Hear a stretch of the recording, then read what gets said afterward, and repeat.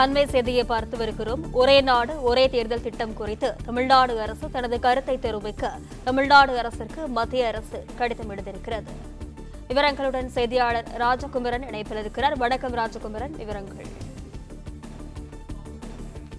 மக்களவைத் தேர்தலுக்கு பிறகாக ஒரே நாடு ஒரே தேர்தல் நடைமுறையை அமல்படுத்துவதற்கான பணிகளை மத்திய அரசு மேற்கொண்டிருக்கின்றது. ஏற்கனவே மத்திய அமைச்சரவை குழு இந்த நடைமுறைக்கு ஒப்புதல் வழங்கியிருக்கின்றது. நாடாளுமன்றத்திலும் விவாதிக்கப்பட்டிருக்கக்கூடிய சூழலில்தான் ஒரே நாடு ஒரே தேர்தல் தொடர்பாக இந்தியாவில் இருக்கக்கூடிய மாநில அரசுகள் மற்றும் யூனியன் பிரதேச அரசுகளிடம் மத்திய அரசு கருத்துக்களை கேட்டறிந்து வருகின்றது. அந்த அடிப்படையில் தமிழக அரசுக்கும் மத்திய அரசிடமிருந்து இந்த கடிதம் அனுப்பப்பட்டிருக்கின்றது. அந்த கடிதத்திலே ஒரே நாடு ஒரே தேர்தல் தொடர்பாக தமிழ்நாடு அரசினுடைய கருத்துக்கள் என்ன என்பது கேட்கப்பட்டிருக்கின்றது. ஏற்கனவே தமிழக அரசு தொடர்ந்து இதற்கு அதாவது திமுக எதிர்ப்பை தெரிவித்திருக்கின்றது. அது மட்டுமல்லாமல் திமுக கூட்டணியில் இருக்கக்கூடிய கட்சிகளும் ஒரே நாடு ஒரே தேர்தல் நடைமுறையான சட்டமன்றத்திற்கும் நாடாளுமன்றத்திற்கும் தேர்தலை நடத்தி முடிப்பது, இந்த சட்டமன்ற நாடாளுமன்ற தேர்தல் ஒரே கட்டமாக நடத்தி முடிக்கப்பட்டு 90 நாட்களுக்குள்ளாக உள்ளாட்சி தேர்தலை நடத்துவது என்பதாக இந்த நடைமுறைகள் கொண்டு வரப்பட உள்ள நிலையில் அதற்கு முதலமைச்சர் மு க ஸ்டாலின் கடும் எதிர்ப்பை தெரிவித்திருந்தார்.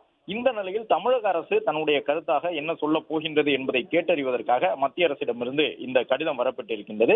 கடிதத்தை பெற்றுக் கொண்டிருக்கக்கூடிய தமிழக அரசு தங்களுடைய கருத்து என்ன, ஒரே நாடு ஒரே தேர்தல் நடைமுறை உகந்ததா அல்லது அதை நிறுத்தி வைக்க வேண்டுமா என்பது தொடர்பாக தங்களுடைய விளக்கத்தை வழங்க இருக்கின்றார்கள். பிளே ஸ்டோர் மற்றும் ஆப் ஸ்டோரில் இருந்து பாலிமர் செயலியை QR கோடு மூலம் பதிவிறக்கம் செய்யுங்கள். செய்திகளை உடனுக்குடன் பெறுங்கள்.